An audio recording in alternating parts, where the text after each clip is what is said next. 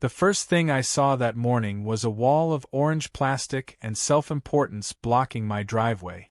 Someone had dragged construction barriers, complete with reflective tape and a laminated sign that read "Private Property, No Access" in bold black letters, right across the gravel entrance to my cabin.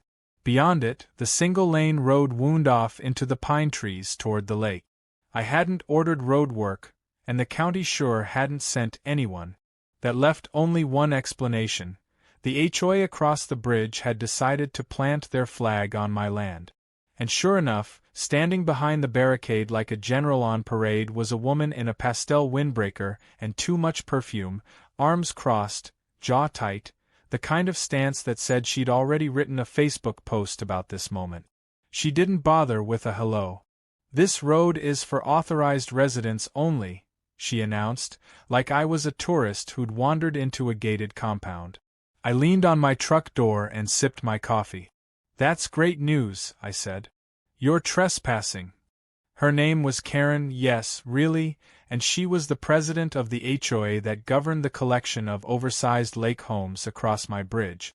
I say my bridge because it literally was. I bought the land it sat on years ago, when the previous owner couldn't keep up with taxes.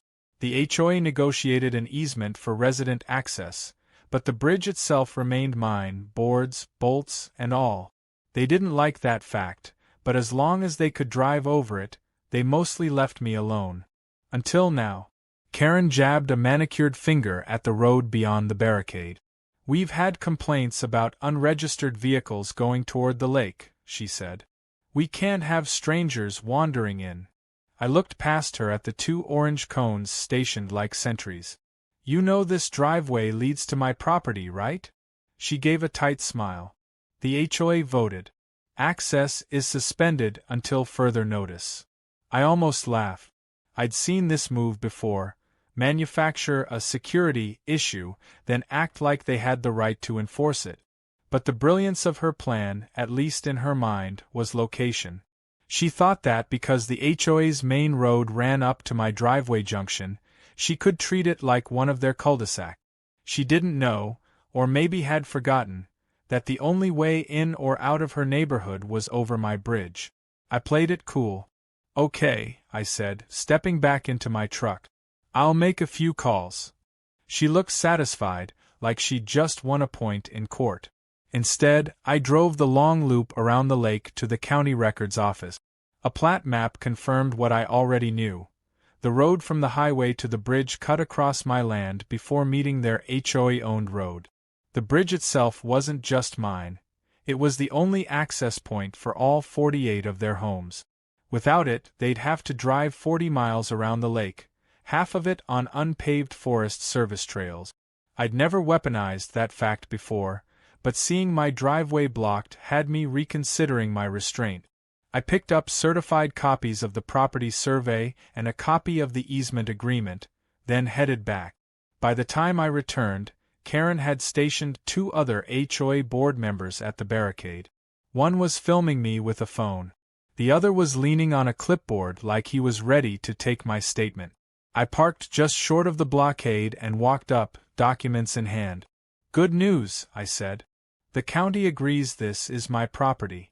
You're in violation of trespass ordinances." Karen didn't flinch. "We have the right to regulate access for safety." I held up the easement paperwork like a magician revealing the final card. "You have the right to cross my bridge. That's it. You have zero authority here." The man with the clipboard shifted uncomfortably, but Karen doubled down. "We'll see what the sheriff says." She must have called him already, because 10 minutes later a deputy pulled up. I'd met him before. Nice guy, patient with this neighborhood's drama. He took one look at the barricade, then at my paperwork, and told Karen she had to move it. She argued, of course, insisting there was a security emergency, but without a police report or proof of a crime, she had nothing. Still, she made a show of instructing her crew to drag the barricades aside at a glacial pace, glaring at me like I'd just stolen her crown. I didn't bother rubbing it in. Not yet. Once the path was clear, I drove through without a word. But in the rearview mirror, I saw Karen pointing toward the bridge, talking fast to her allies. That's when it clicked. She wasn't giving up. She was pivoting. And sure enough, 2 days later, I woke up to find something new. Fresh "bridge closed for maintenance" signs, complete with yellow caution tape strung across the entrance. No equipment, no workers, just tape and signs. I didn't need to guess who was behind it. I called the county roads department, but they confirmed what I suspected. They had no bridge maintenance scheduled. Meaning the signs were a bluff, just like the barricades. Karen was testing my patience, seeing if she could get me to cave without a fight. She didn't realize I'd been waiting for an excuse like this for years. That afternoon, I drafted a certified letter to the HOA board, reminding them of the easement terms. I gave them 72 hours to remove unauthorized signage or face a suspension of bridge access for breach of agreement. I knew exactly what that would mean for them: detours, angry residents, and a PR disaster for Karen. When I dropped the letter at the post office, I felt the first stirrings of satisfaction. Not because I wanted to cut off their access, but because I knew how this game worked. Karen thought she was playing on her turf, but the board didn't vote on the bridge. I did. And if she kept pushing, she'd find out exactly what it meant to be on the wrong side of the only road in and out. The next move was hers, and I had a feeling it would be loud. Karen didn't wait the full 72 hours. She struck back in less than 24, which I had to admit was impressive in a sort of kamikaze way. I woke up the next morning to the sound of honking, angry, relentless honking that echoed through the valley like an impatient goose convention. When I stepped out onto the porch, coffee mug in hand, I saw the source. A line of HOA residents' SUVs, sedans, and a couple of golf carts, all backed up at the bridge entrance. At the front was a silver Lexus with its hazard lights on, parked diagonally like a blockade. Standing next to it, waving her arms with the fervor of a street preacher, was Karen. Even from 50 yards away, I could hear her voice rising over the engines. "She's got the bridge shut down again," yelled someone from the second car in line. That she was me, apparently, though I hadn't done a thing. I walked down toward the commotion and caught snippets of her speech, something about illegal tolls and emergency safety inspections. She spotted me halfway down the driveway and went into a performance worthy of a reality TV confessional. There he is.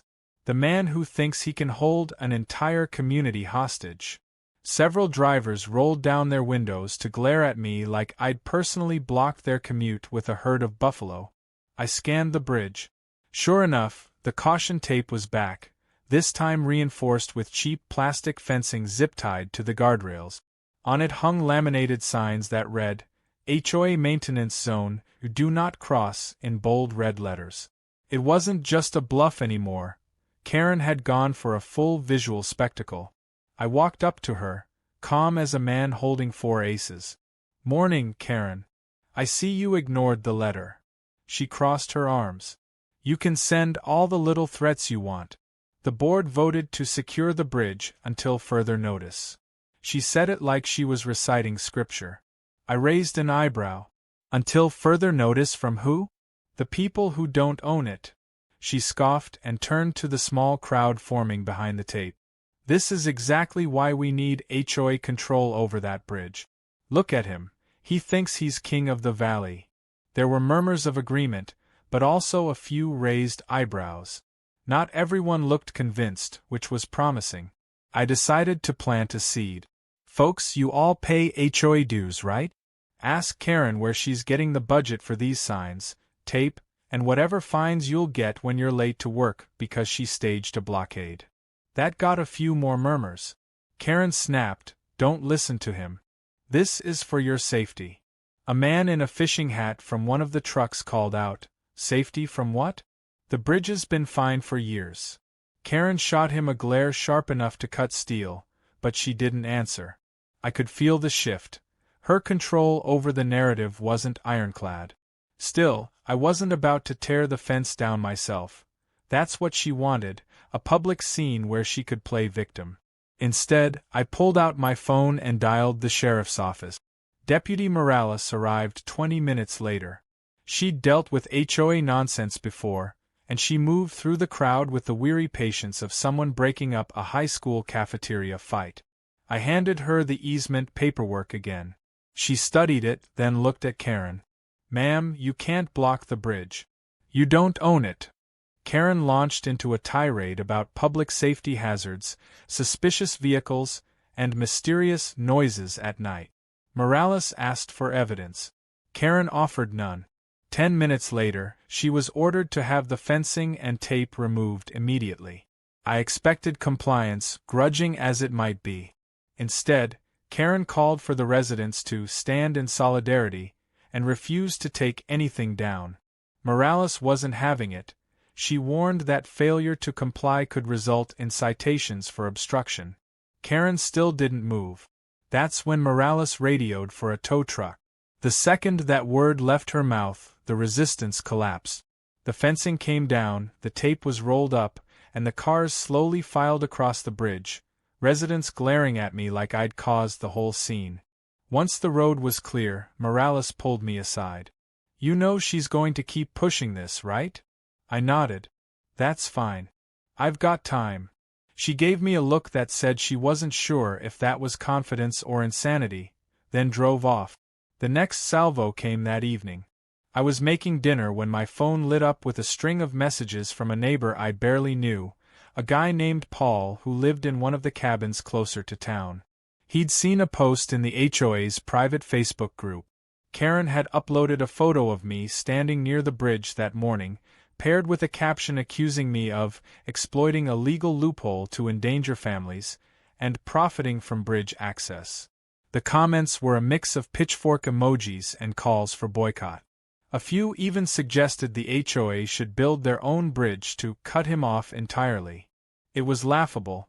Building a new bridge over the lake would cost more than most of their homes, but the smear campaign wasn't something I could ignore. If she painted me as the villain long enough, people might start believing it. So I decided to go on offense. I took out an ad in the local paper, not naming her directly, but explaining the legal ownership of the bridge, the easement terms, and my commitment to keeping it safe and open. I even included my phone number for questions. It was a calculated move. Look transparent, reasonable, and above all, the opposite of the caricature she was trying to create. The next morning, my phone rang off the hook. Most callers were curious, a few were supportive, and one elderly woman just wanted to know if I could recommend a good roofer. But the real payoff came at the gas station, where I ran into the fishing hat guy from the blockade. He told me half the HOA had seen the ad and were now questioning Karen's leadership. "She's saying you're trying to take over the neighborhood," he said. "But honestly, you seem like the only one who knows what he's doing." That was the moment I knew the tide was turning. Karen must have sensed it too, because her next move was the boldest yet. That Friday, I came home to find a fresh notice duct-taped to the bridge railing. It was on HOA letterhead and declared that, effective immediately, all bridge users must display a valid HOA-issued access decal. The bottom half was a detachable form to apply for one, with a $50 processing fee listed in bold. It was pure comedy, charging people to cross my bridge without my consent, but also dangerous because some residents might actually pay it before realizing it was a scam. I didn't rip it down. I took photos, printed copies, and filed a complaint with the county. Then I sent certified letters to every HOA household, informing them that no such decal was required, that the fee was fraudulent, and that any attempt to enforce it would result in immediate suspension of bridge privileges. I gave them a direct line to call me if they had questions. My aim was simple: make sure Karen's power grab cost her credibility, not me. By Monday morning, the neighborhood grapevine was on fire. The HOA's inner circle had started turning on each other, leaking gossip about Karen's rogue initiatives and blaming her for embarrassing them in front of the whole valley. The decal scheme had been the tipping point. Apparently, a few residents actually paid her the $50 before my letter went out, and now they were demanding refunds. Karen's allies swore she'd acted with board approval, but the board members I spoke to flatly denied it. That's the thing about HOA politics. Loyalty lasts exactly as long as you're not costing people money. I was in no rush to hammer the final nail in her credibility, but she made it easy by doubling down. Late that afternoon, I got a text from Paul, the same neighbor who'd tipped me off about her Facebook post, telling me to check the HOA website. Right there on the homepage was a big, bold announcement: bridge maintenance to begin this Friday, expect delays. The notice said the HOA had hired a private contractor to assess and repair bridge safety concerns, and that residents should limit unnecessary travel. Nowhere did it mention me or the fact that they had zero authority to hire anyone for work on my property. I didn't bother calling Karen. Instead, I called the county permitting office and confirmed what I already suspected: no one had applied for or been granted a work permit for the bridge. Then I called my lawyer, a meticulous man named Doug who enjoyed paperwork the way most people enjoy dessert. By the time I hung up, we had a cease and desist letter ready to serve the HOA by Wednesday morning. But as usual, Karen couldn't just wait quietly. That evening, as I was locking up the shed, I heard the faint rattle of metal on wood coming from the bridge.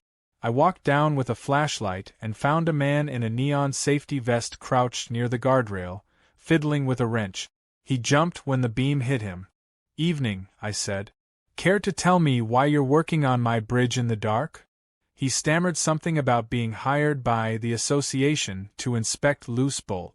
I asked if he had a work order. He didn't. I asked if he had a permit. He didn't. I told him he had 30 seconds to pack up and leave before I called the sheriff. He left so fast he forgot a socket wrench, which I took as a souvenir. The next morning, I printed the HOA announcement, taped the socket wrench to it, and dropped it in an envelope addressed to Karen with a sticky note. "Forgot something. P.S. Trespassing is a crime." I didn't expect a reply, but I got one in the form of a new escalation. By Wednesday, a massive, bridge closed, structural damage banner was draped across the entrance, tied down with heavy rope. This time, she'd added a row of traffic barrels for good measure. Doug and I delivered the cease and desist in person. We found Karen at the HOA office, a small, overly decorated room in their community center, where she sat behind a desk that was too large for the space, a mug of tea steaming beside her. She didn't even look up as Doug read the letter aloud, his voice perfectly dry and legal. When he finished, she finally met my eyes and said, "You can't scare me with paperwork." I smiled. "That's fine. I'm not trying to scare you. I'm just giving you the opportunity to read the rules before you find out what happens when you break them." She sniffed and waved us off, but I could see the tension in her shoulders. She knew she was cornered, though pride was keeping her from backing down. I decided to let her stew. On the way out, Doug asked, "When do you want to pull the trigger?" I told him Friday morning. That gave her 2 days to make one last mistake. She didn't disappoint. Thursday night, Paul sent me another screenshot from the HOA Facebook group. Karen had posted a triumphant update claiming that, as of tomorrow, the bridge will be under exclusive HOA control, and that non-compliant property owners would be subject to alternate routing. It was basically an admission that she planned to block me from my own property. That was all the green light I needed. At sunrise Friday, I drove my truck to the far end of the bridge, the side that connected to their neighborhood, and parked it diagonally across the entrance. Then I unloaded 2 bright yellow metal gates I'd had custom-made years ago, just in case I ever needed them. With a few satisfying clangs of the locking pins, the gates were in place. Signs on each gate read, "Bridge access suspended, contact owner for details." Below that was my phone number. I didn't cut them off entirely. The gates were locked in a way that allowed emergency vehicles through, and I'd already notified the fire department and sheriff's office of the temporary suspension. But for regular traffic? They were done. Within an hour, the calls started coming in. First from confused residents, then from furious board members, and finally from Karen herself. Her voice on the phone was a high-pitched mix of outrage and disbelief. "You can't do this," she screamed. "We have rights." "You do," I said calmly. "You have the right to cross my bridge under the terms of the easement. Those terms prohibit interference with the bridge's operation, including unauthorized signage, blockades, and hiring unpermitted contractors. You broke those terms several times. Access is suspended until the matter is resolved." She sputtered something about lawsuits, to which I replied, "By all means. But while you're filing, I suggest you figure out how to get groceries without adding 40 miles to the trip." Then I hung up. The fallout was immediate. By midday, I could see a steady stream of HOA residents taking the long detour around the lake, their cars kicking up dust on the unpaved back road. Social media lit up with complaints about the inconvenience, the gas costs, and the humiliation of having to explain the situation to non-HOA friends. Some residents started calling for Karen's resignation. Others demanded an emergency board meeting. That meeting happened that evening, and though I wasn't invited, Paul sent me a running commentary via text. Apparently, Karen tried to frame the bridge closure as retaliation for her safety measures, but one of the board members countered by reading my cease and desist letter aloud. Then someone else brought up the illegal decal fee. The room turned on her fast. She accused the board of cowardice, someone accused her of fraud, and the whole thing dissolved into shouting. Paul ended his updates with, "She just stormed out. Pretty sure this is the end for her." It wasn't, of course. People like Karen don't just walk away after losing. They regroup. And sure enough, Saturday morning I got a letter slipped under my cabin door, unsigned, but obviously from her. It was one sentence, all caps, "You've made a very powerful enemy." I read it twice, laughed, and used it as a bookmark. If anything, her latest move only proved what I'd suspected all along. She wasn't fighting for safety, or the neighborhood, or even the HOA's authority. She was fighting for control, and she couldn't stand that the one road she needed most was one she'd never own. I had no intention of reopening that bridge until she was permanently out of the equation. And if the next phase of this battle had to be public, legal, and humiliating, well, I had just the plan for that. By Sunday morning, the HOA was in open revolt. My phone kept buzzing with messages from residents who, just days earlier, had glared at me like I was a cartoon villain. Now they were apologizing, explaining that they hadn't realized Karen was acting without proper authority. A few even offered to speak at any legal hearings in my favor. I didn't respond to most of them. My focus was on tightening the screws, and I didn't want anyone thinking this was negotiable. The gates would stay locked until the HOA took decisive action. I expected Karen to spend a few days licking her wounds, but that's not her style. By noon, she had launched what she must have thought was a masterstroke, a community rally at the far end of the bridge. I spotted it from my porch. The line of folding chairs, the portable speaker system, the cluster of residents waving handmade signs. Slogans like, "Our Bridge Too," and "End the Toll Tyranny," were scrawled in uneven Sharpie. I had to give her points for speed, if not for artistry. Curiosity got the better of me, so I wandered down. As soon as Karen saw me, she grabbed the microphone and cranked up the righteous indignation.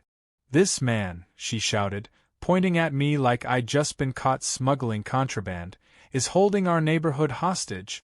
He is using his ownership of this bridge to punish us for standing up for safety." The crowd clapped, though the enthusiasm was tepid. I leaned on the locked gate, letting her vent for a full minute before speaking.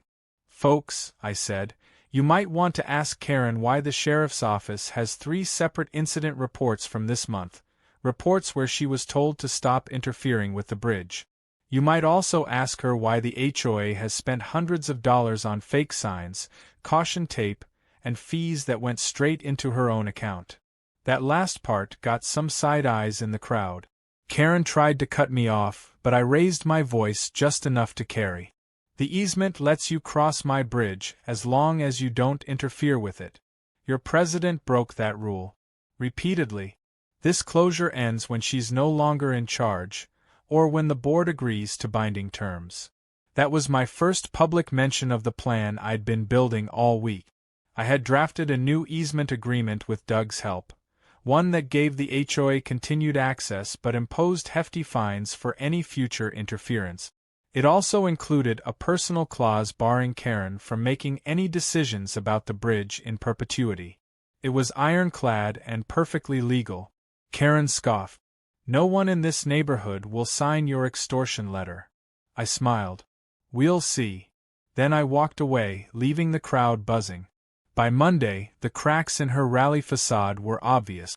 Residents were calling me directly to ask for copies of the new agreement. They didn't love it, but they hated the detour more. Paul told me the board was meeting again that night, this time without Karen, who'd been temporarily relieved of certain duties. It wasn't a full removal, but it was movement in the right direction. I could have waited to see if they'd cave on their own, but I decided to accelerate things. That afternoon, I called in a favor from a local TV reporter I knew from a zoning dispute years back. She loved a good underdog versus bureaucrat story, and the optics here were perfect. One stubborn property owner standing up to an overreaching HOA president. By Tuesday morning, a news van was parked by the bridge, cameras rolling as I calmly explained the situation. I showed the reporter the original easement, the incident reports, and even Karen's anonymous, powerful enemy letter. The segment aired that evening, and it was brutal for her. The footage included a clip of her rally, complete with her pointing at me like a prosecutor, followed immediately by my explanation of the legal fact. The station even interviewed a few residents who criticized her leadership. By the next morning, I heard she'd been bombarded with angry emails and calls, not just from neighbors but from prospective buyers who'd seen the story and were reconsidering moving in. That was the moment I expected her to retreat. Instead, she came out swinging with what she clearly thought was a checkmate. Wednesday afternoon, a courier showed up at my cabin with a thick envelope. Inside was a formal notice from a law firm. Karen had convinced the HOA to file for an emergency injunction to force me to reopen the bridge. It claimed my closure was causing undue hardship and endangering public safety by restricting emergency services. I called Doug, who chuckled when he read it. This is a bluff.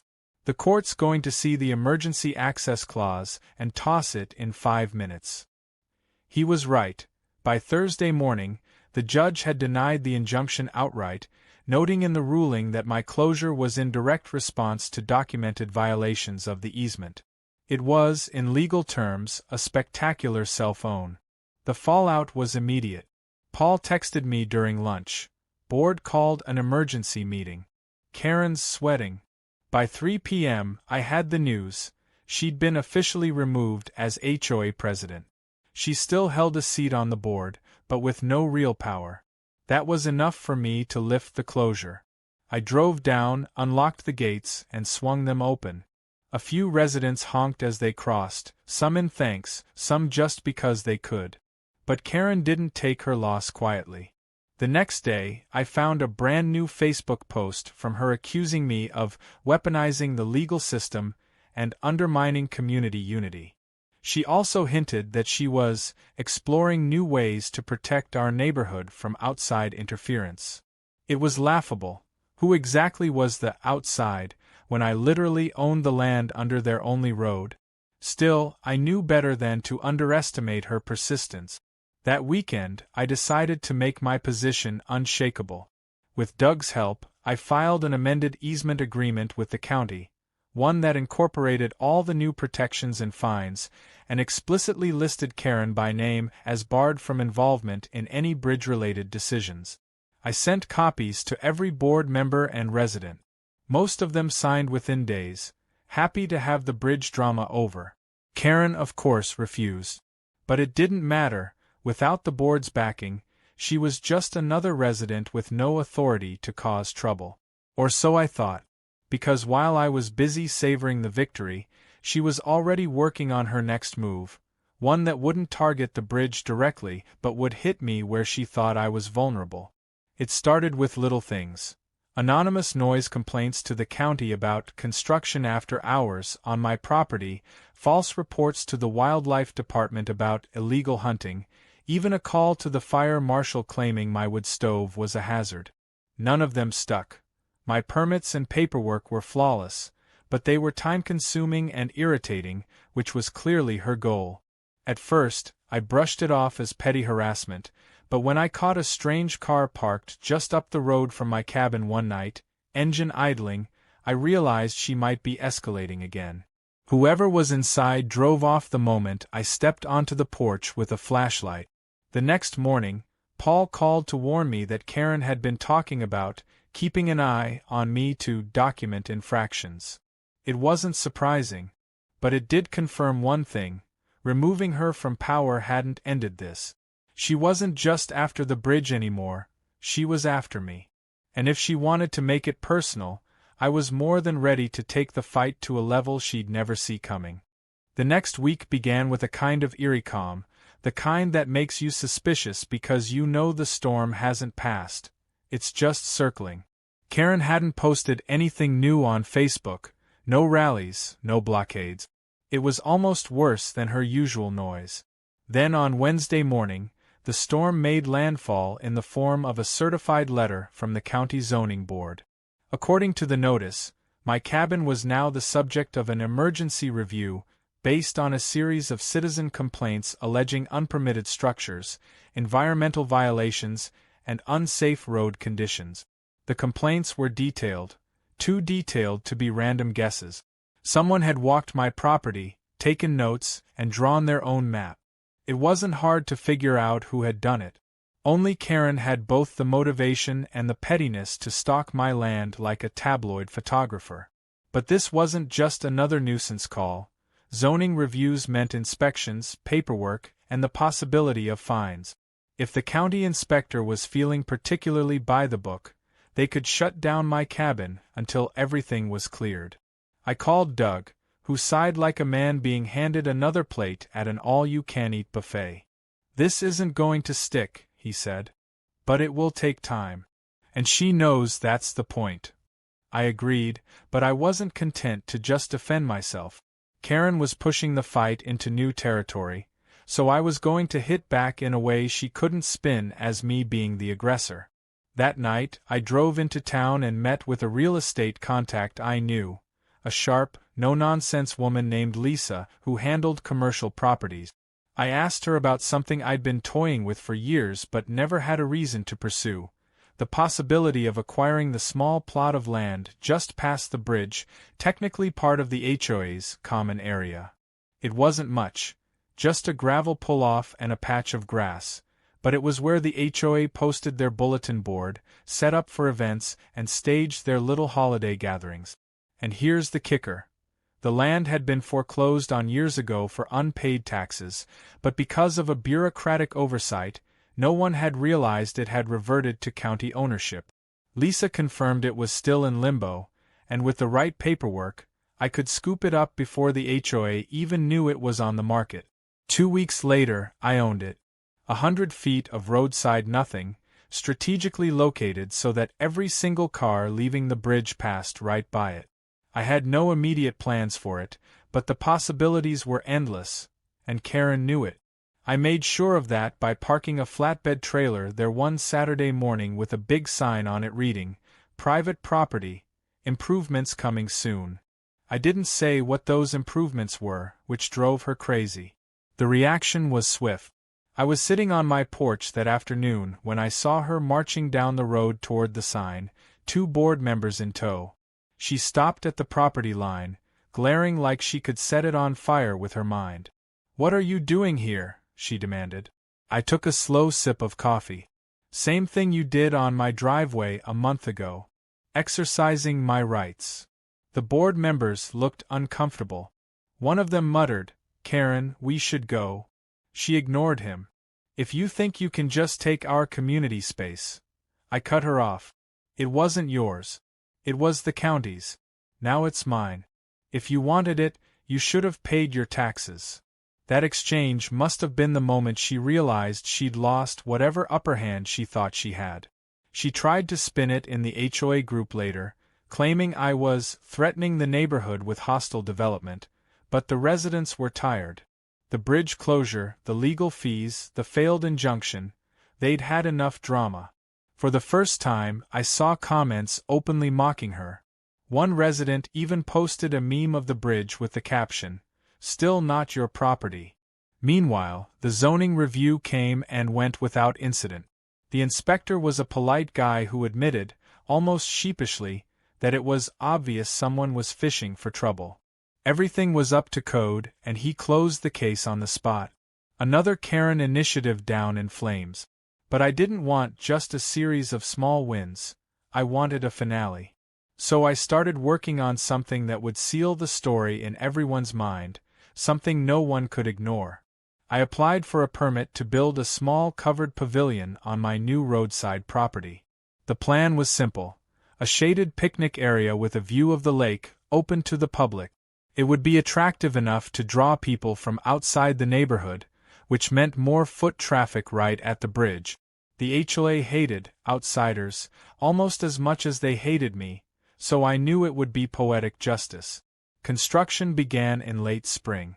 Karen was there on day one, standing across the street with her phone out, filming the workers. She even shouted at them about trespassing, which they ignored. When the frame went up, she filed yet another complaint, this time claiming the pavilion would block emergency access. The county dismissed it in under 48 hours. By the time the roof was on, she'd stopped showing up altogether. The grand opening was on a sunny Saturday in June. I put out flyers in town, posted on community boards, and even hired a local food truck to park nearby. Dozens of people came. Families with kids, fishermen heading to the lake, even a couple of musicians who set up and played for tip. The pavilion was a hit, and every single person who came had to cross the bridge to get there. That afternoon, as I was chatting with a couple of regulars from the diner, I spotted Karen's car slowing as it approached. She didn't stop, just rolled down the window enough to glare at the crowd before driving on. For the first time since this whole mess started, she looked small. Not angry, not smug, just diminished. The next week, the HOA sent out a newsletter. In it, the board announced new, collaborative guidelines for bridge access and events near the neighborhood. The tone was conciliatory, almost deferential. Karen's name wasn't mentioned anywhere, not as a contributor, not even in the board roster. Paul called me that night. "She's out. Like, all the way out. Resigned from the board completely." I didn't celebrate out loud, but I poured myself a drink and sat on the porch, watching the sun dip behind the pines. It wasn't just about winning. It was about making sure she couldn't come back, couldn't find another angle to worm her way into my life. And with her gone, the bridge was just a bridge again, a quiet, sturdy link between two parts of the valley, owned by me, respected by everyone else. Every so often, I still see her around town, usually at the grocery store. She avoids eye contact, and I don't go out of my way to engage her.